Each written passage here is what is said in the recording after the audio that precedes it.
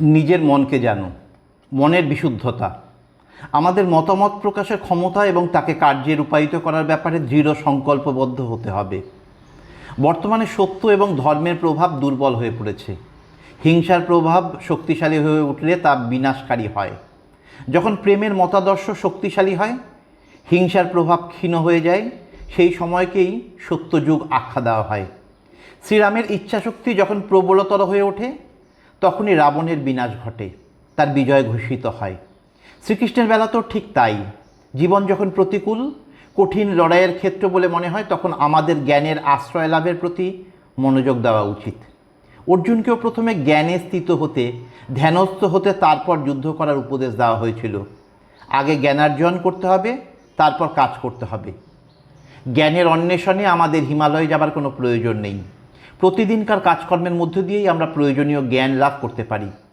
নিখুঁতভাবে কাজ করার ইচ্ছা অনেক সময় আমাদের মনে ক্রোধের সঞ্চার করতে পারে। কেউ কোনো ভুল করলে তার ফলে আমাদের মনে ক্রোধ হতে পারে। 3 প্রকারের বিশুদ্ধতা রয়েছে। প্রথমত মনের বিশুদ্ধতা, সমতা, আমাদের মনকে প্রশান্ত রাখে। দ্বিতীয়ত বাণীর বিশুদ্ধতা, যখন প্রয়োজন কেবল তখনই কথা বলা উচিত, কখনো বিবাদে যেও না। তৃতীয়ত কর্মে বিশুদ্ধতা, শতকরা 100% বিশুদ্ধ কর্ম করা কোনোদিনও সম্ভব নয়। যাই হোক, সাধনা, সেবা এবং সৎসঙ্গের দ্বারা মনের এবং বাণীর বিশুদ্ধতা অর্জন করা যায়। একবার আমাদের মন এবং বাণী বিশুদ্ধ পবিত্র হলে কর্ম আপনা আপনি বিশুদ্ধ হয়ে যাবে। ভারতবর্ষের সভ্যতা, সংস্কৃতি সকলকে আপন করে নিতে, কাউকে ভিন্ন না ভাবতে শিক্ষা দেয়। প্রত্যেকে আমাদের আপনজন। যেমন ধরো, গুরু গ্রন্থ সাহেব অতি সহজ সরল ভাষায় ব্রহ্মজ্ঞানের বিষয়ে উপদেশ করেছেন। এটা ভারতবর্ষের একটা বৈশিষ্ট্যপূর্ণ দিক। আমরা কোনো সময় জ্ঞানকে আমাদের মধ্যে সীমাবদ্ধ রাখার চেষ্টা করিনি। আমরা সকলের মধ্যে তাকে বিস্তৃত করে দিতে চাই, যাতে সকলে তার থেকে লাভবান হয়। প্রায় অনেক লোককে বলতে শোনা যায়, এত দেবদেবীর কাছে প্রার্থনা করার কি প্রয়োজন? পরমাত্মা এক এবং অভিন্ন, কিন্তু তাকে অসংখ্য নামে ডাকা হয়। যেমন ধরো আটা, তার থেকে নুডলস, সিঙ্গারা, আরও কত কী প্রস্তুত করা যায়। মূল বস্তু কিন্তু আটা। ঠিক সেই রকমই একই পরমাত্মাকে আমরা বিভিন্ন নামে, আকারে, রঙে প্রত্যক্ষ করি এবং স্মরণ করি। আরতির অর্থ হলো পূর্ণ সুখ। আমাদের জীবন যখন ঈশ্বরকে কেন্দ্র করে আবর্তিত হতে থাকে, তখনই পূর্ণ সুখ প্রাপ্ত হই। পূজার বিভিন্ন আচার আচরণকে আমাদের সঠিকভাবে উপলব্ধি করতে হবে। তখন আমরা নিজেরাও সুখে থাকতে পারবো এবং অন্যদেরও সুখে রাখতে পারবো। দুঃখ থেকে আমাদের নিবৃত্তি পেতে হবে। সুতরাং আমাদের অবশ্যই প্রাণায়াম করতে হবে। দিনে অন্তত 10 মিনিটের জন্য শ্বাসের প্রতি ধ্যান দিতে হবে। একেই প্রাণায়াম ক্রিয়া বলা হয়। এর মাধ্যমে একজন পূর্ণ আনন্দ লাভ করতে পারে এবং আনন্দে থাকতে পারলেই পূর্ণ বিশ্রাম লাভ হবে। ক্রিয়া যেমন আমাদের শরীরকে সুস্থ রাখে, তেমনি মন, বুদ্ধি এবং ভাবাবেগকেও পবিত্র করে তোলে। ক্রিয়া আমাদের অপরাধবোধ থেকে মুক্ত করে বর্তমানে স্থিত করে দেয়। তুমি কি সেলফোন ব্যবহার করো? তোমার ফোনে যদি সিম কার্ড না থাকে আর তুমি যদি একের পর এক নম্বর টিপতে থাকো, কোনো কাজ হবে তাতে? আবার ধরো তোমার ফোনে সিম কার্ড আছে কিন্তু নেটওয়ার্ক নেই, তাহলেও ফোন কাজ করবে না।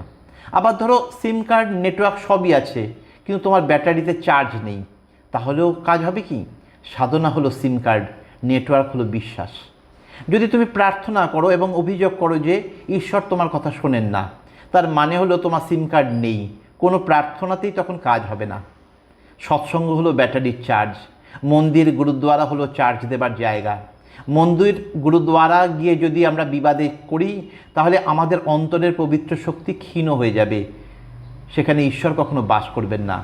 যেখানে সকলেই খুশিতে থাকে, ঈশ্বর সেখানেই বাস করেন। আমাদের মন যখন খুশিতে পূর্ণ থাকে, আমাদের সমস্ত কাজ যখন অনায়াসে সাবলীলভাবে হতে থাকে, আমরা তখন অন্যদের আশীর্বাদ করার বা সুস্থ করে তোলার ক্ষমতা অর্জন করি। সমস্ত শক্তি আত্মার মধ্যে নিহিত আছে। আত্মজ্ঞান লাভ করলে তার প্রকাশ ঘটে। তুমি মানুষকে আশীর্বাদ করলে তা ফলপ্রসূ হবে। তোমার সেলফোন আছে, কিন্তু তুমি যদি কাউকে ফোন না করো, তাহলে কি কারোর সঙ্গে যোগাযোগ করতে পারবে? তোমাকে প্রকৃতি, আত্মা এবং পরমাত্মার সঙ্গে যোগসূত্র স্থাপন করতে হবে, আর তখনই সব কিছু উন্মিলিত হয়ে যাবে। এই কারণেই আমরা প্রচুর আশীর্বাদ দেওয়ার মানুষ তৈরি করেছি। যারা আশীর্বাদ দেয় তারা নিজেরাই খুশিতে রয়েছে, সুতরাং তারা অন্যদের আশীর্বাদ করতে বা আরোগ্য দান করতে সক্ষম। ভারতের মহারাষ্ট্র প্রদেশের একটা গ্রাম, যার কুখ্যাতির জন্য কেউ সেখানে যেতে চাইতো না। সেই গ্রাম বর্তমানে আদর্শ গ্রামে পরিণত হয়ে গেছে। মানুষ সেখানে যেতে ভয় পেত। সেখানে এখন 700 পরিবার বসবাস করে এবং তারা প্রতিদিন একত্রে বসে সৎসঙ্গ করে। সেখানে কোনো বাড়িতে তালা দেওয়ার প্রয়োজন পড়ে না। গ্রামে একটা দোকান আছে, কিন্তু কোনো দোকানদার নেই। লোকে সেই দোকানে গিয়ে প্রয়োজন মতো জিনিস নিয়ে নির্দিষ্ট বাক্সে পয়সা রেখে আসে। এই গ্রাম একটা আদর্শ গ্রামে রূপান্তরিত হয়ে গেছে। প্রতিটি বাড়িতে বিশুদ্ধ পানীয় জলের ব্যবস্থা করা হয়েছে এবং প্রতিটি বাড়িকে গোলাপি রঙে সাজানো হয়েছে। বাড়ির লোকেরা নিজেরাই তাদের ঘরদুয়ার পরিষ্কার পরিচ্ছন্ন রাখে। তারা জৈব প্রযুক্তিতে চাষাবাদ করছে। কেউ সেখানে বেকার বসে নেই। বিগত 3 বছর ধরে এই গ্রামে সব কিছু এভাবেই চলছে এবং আরও 180টি গ্রামকে এইভাবে গড়ে তোলার লক্ষ্যে কাজ এগিয়ে চলছে। এই গ্রামে কেউ মদ্যপান বা ধূমপান কিছুই করে না। আমাদের স্বপ্নকে আমরা এইভাবে বাস্তবে রূপ দিতে পারি। সমাজে আমরা এই রকম রূপান্তর ঘটাতে পারি। আমাদের সামর্থ্যবান করে পাঠানো হয়েছে কেবল মনকে ভারহীন রাখো, বিশুদ্ধ রাখো, নির্মল রাখো। আমার একটাই কেবল শর্ত আছে, সেটা হলো তোমাদের যত উৎকণ্ঠা, উদ্বেগ, আশঙ্কা, বেদনা, দুঃখ, কষ্ট সব কিছু আমাকে দিয়ে খুশি মনে বাড়ি যাও। খুশি ভরা জীবনই একমাত্র লক্ষ্য হওয়া উচিত। আমরা দুঃখী হব না, কাউকে দুঃখীও করব না। তোমাদের সমস্ত যন্ত্রণা, বেদনা এখানে ছেড়ে যাও। আমি এখানে এসেছি তোমাদের শুধু একটা সত্য স্মরণ করাতে, যে ঈশ্বর আছেন এবং তোমরা তার অতি আপনারজন। 30 মিনিটের ধ্যান তোমাদের দীপ্তিমান করে তুলবে। তোমাদের প্রতিদিন অন্তত 30 মিনিটের ধ্যান করা উচিত। আমাদের সকলের উচিত মন্দিরে গিয়ে চোখ বন্ধ করে কিছুক্ষণ বসে থাকা। মনের দ্বন্দ্ব সংঘাত।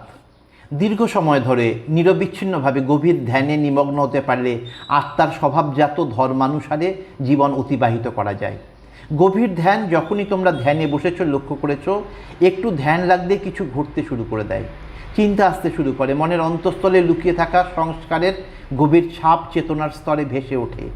তারপর মন আবার সক্রিয় হয়ে ওঠে। ধ্যানের গভীরতা হারিয়ে যায়। যতবারই তুমি ধ্যানাভ্যাস করছো, উপলব্ধি করতে পেরেছো যে তোমার চরিত্রের একটা সার্বিক পরিবর্তন ঘটেছে।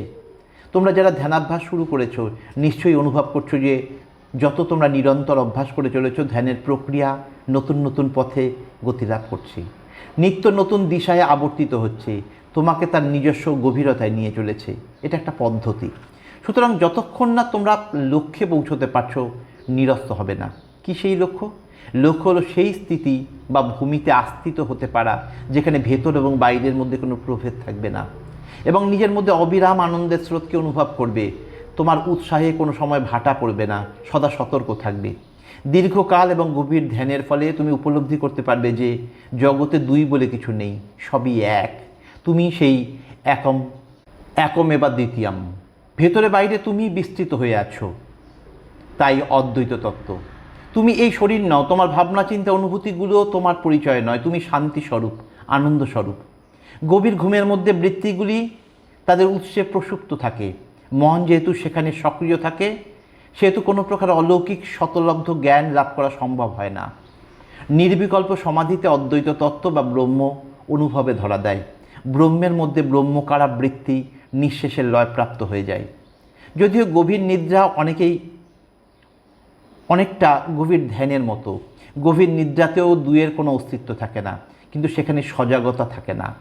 গভীর ঘুমের মধ্যে কোনো বিষয় সম্বন্ধে তোমার খেয়াল থাকে না, কিন্তু ঘুম থেকে উঠলে তোমাকে খুশি দেখায়, সতেজ লাগে। যতবারই তুমি গভীর ঘুমে ডুবে যেতে পেরেছ, চেতনার অক্রিয় স্থিতিতে লীন হতে পেরেছ, জেগে উঠে সতেজ, শান্ত, ভাবলেশীন এবং খুশি থাকতে পেরেছ।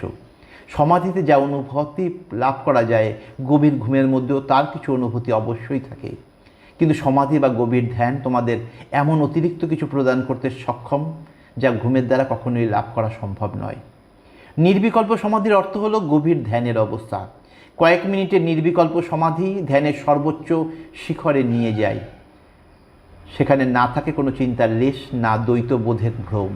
অস্তিত্বের অমৃতত্বের স্বাদ সাধকের উপলব্ধিতে ধরা পড়ে। ওই স্থিতি জীবনের অমৃতত্ব, অনাবিল আনন্দ দান করে। যখনই তোমরা জীবনের অমৃতত্ব বা পরমানন্দ ইত্যাদি শোনো, অমনি মনের মধ্যে আকাঙ্ক্ষা জেগে ওঠে। আমি তো এটাই খুঁজছি, আমাকেও তো লাভ করতে হবে, কিভাবে তাকে পাওয়া যাবে? মনের মধ্যে সেই বিষয়ে আকাঙ্ক্ষা জেগে ওঠে। মনের এই প্রবণতা, এই বৃত্তির নিরোধ করতে হবে। ইন্দ্রিয়ের বিষয়গুলি থেকে মনকে বারংবার প্রত্যাহৃত করতে হবে, তাকে একাগ্র করে তুলতে হবে, বারংবার তাকে আপন আত্মায় স্থিত করতে হবে। দিব্য চেতনাকে উপলব্ধি করতে হলে নির্ভয় হতে হবে। দিব্য জীবন লাভের জন্য দৃঢ় প্রতিজ্ঞ হও। আত্মা যেন ইন্দ্রিয়লব্ধ জ্ঞানের বিষয় নয়। ইন্দ্রিয়ের বিষয় থেকে জ্ঞান লাভ করে যে বিষয়ী সেই হলো আত্মা। অতএব যে মন বিষয়ের আকর্ষণে বহির্মুখী হয়ে পড়ে, বারবার তাকে বিষয়ের থেকে প্রত্যাহার করে নিতে হবে। বিষয়ের আকর্ষণেই মন বারবার বাইরের দিকে ছুটে চলে। কিছু দেখার আগ্রহ, কিছু শোনার আগ্রহ মনকে বহির্মুখী করে দেয়। অনেক লোকের থেকে, বিভিন্ন জায়গা থেকে নিজের প্রশংসা শোনার বিষয়ে তোমার মনে সুপ্ত আকাঙ্ক্ষা থাকে, অথবা এমন কিছুর প্রতি মন আকৃষ্ট হয় যা তোমার কাছে লোভনীয়, যা তুমি দখলে রাখতে পারো, স্পর্শ করতে পারো, তোমার নিজস্ব করে রাখতে পারো। দুটো প্রধান কারণ দেখা এবং শোনা, ঘ্রাণ, স্বাদ এবং স্পর্শ, বাকি আর তিনটের সঙ্গে সামান্য পরিমাণে যুক্ত থাকে।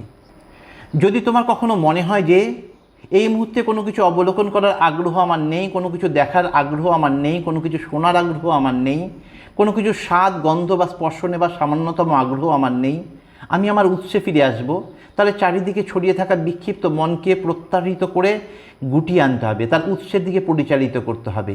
মনের প্রত্যাহার করতে কুশলতার প্রয়োজন হয়।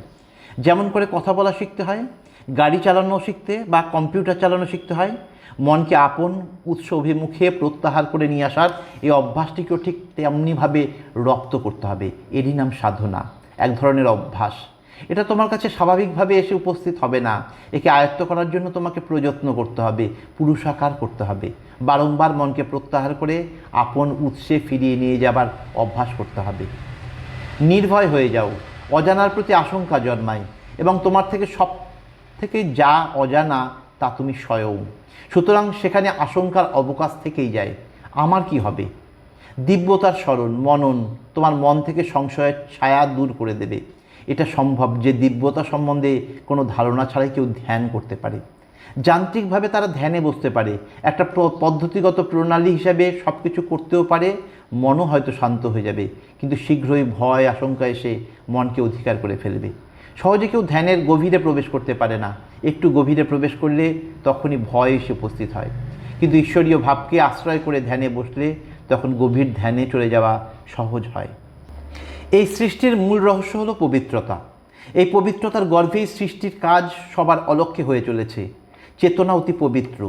প্রকৃতিকে সৃষ্টির সমস্ত কিছুর নিয়ন্তা বলে স্বীকার করে নেওয়া এক পবিত্র জ্ঞান। এই অস্তিত্বময়তার প্রতি কৃতজ্ঞতা জ্ঞাপন এক পবিত্র অনুভূতি। চিৎ শক্তির মধ্যে যে অনন্ত সম্ভাবনা লুকিয়ে রয়েছে তাকে স্বীকার করে নেওয়া এক পবিত্র বিস্ময়। সর্বব্যাপী এই অস্তিত্বময়তার প্রতি কৃতজ্ঞতা বোধ এবং তার প্রতি শ্রদ্ধা জ্ঞাপন এক পবিত্র কৃত্য। শ্রদ্ধাবনত ভাব ভিন্ন এই অস্তিত্বময়তার গভীরে ডুব দেওয়া সম্ভব নয়। তোমাদের অঙ্গীকারে অনড় থাকো।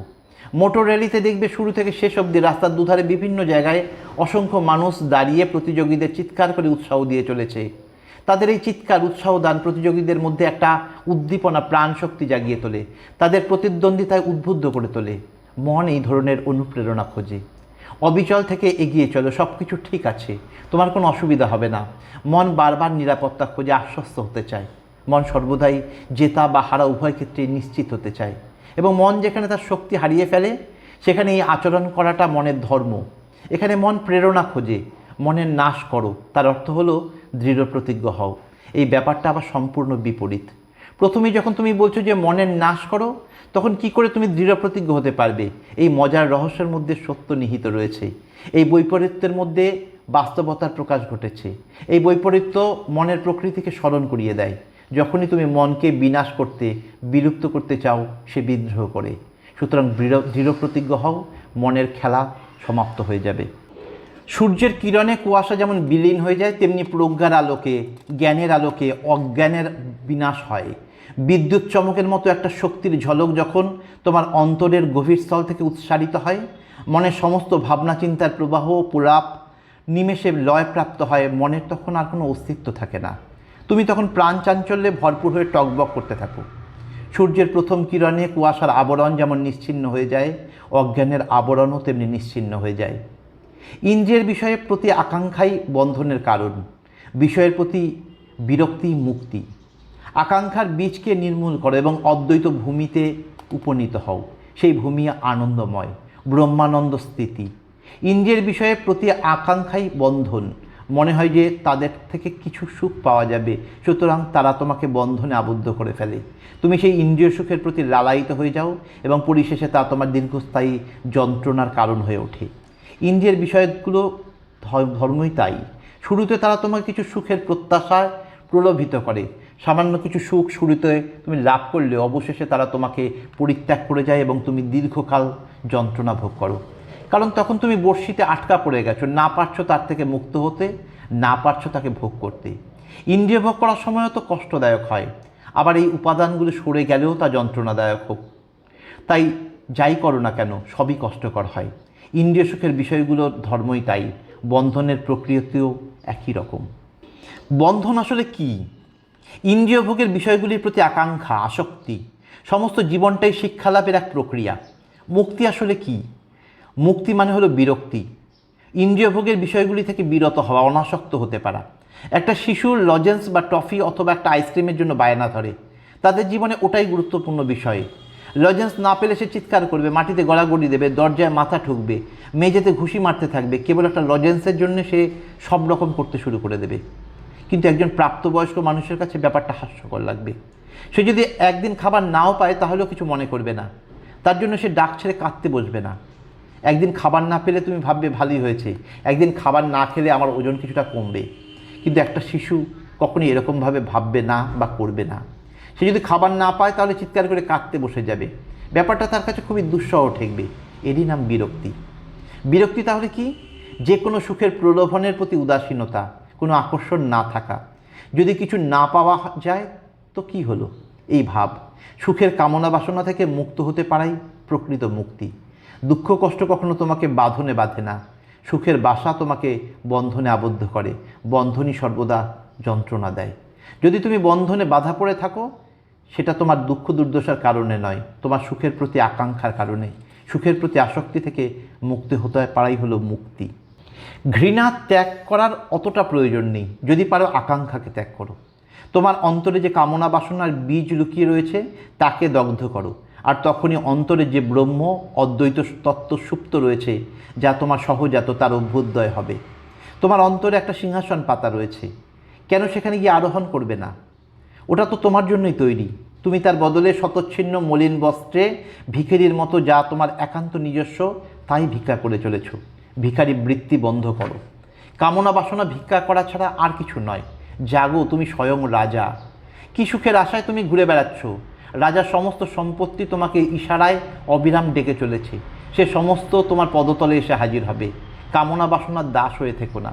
তোমার ভিক্ষার বাটিকে দূরে নিক্ষেপ করে দাও। দেখো, উৎকৃষ্ট ভোগের সামগ্রী রূপোর থালায় সাজিয়ে রাখা হয়েছে তোমাকে উপহার দেওয়ার জন্য। হয়তো তুমি খেয়াল করেছো যে কেউ যদি তোমার কাছে কিছু চায় তাকে সেটা দিতে মন চায় না, কিন্তু কেউ যদি বলে যে তার কিছুই লাগবে না, তখন তাকে কিছু দেবার জন্য মন আকুল হয়ে ওঠে। এটা একটা সাধারণ মানসিকতা। অনাহারে থাকা মানুষ যখন খাবার ভিক্ষা করে তাকে অনেকেই খাবার দিতে চায় না, বরঞ্চ যাদের পেট ভর্তি, এক গ্রাস খাবারও যার পেটে ঢুকবে না তাকে খাওয়ানোর জন্য মানুষ কত পিড়াপিড়ি করে। তাদের জন্য পার্টি দেওয়া হয় যাদের পেট ভর্তি, যাদের খাবারের অভাব নেই। তাদেরই উপহার দেওয়া হয় যাদের তার কোনো দরকারই নেই। যখনই কেউ তোমার কাছে কিছু চায় তুমি অমনি তা দেবার ব্যাপারে কুণ্ঠিত হয়ে পড়ো।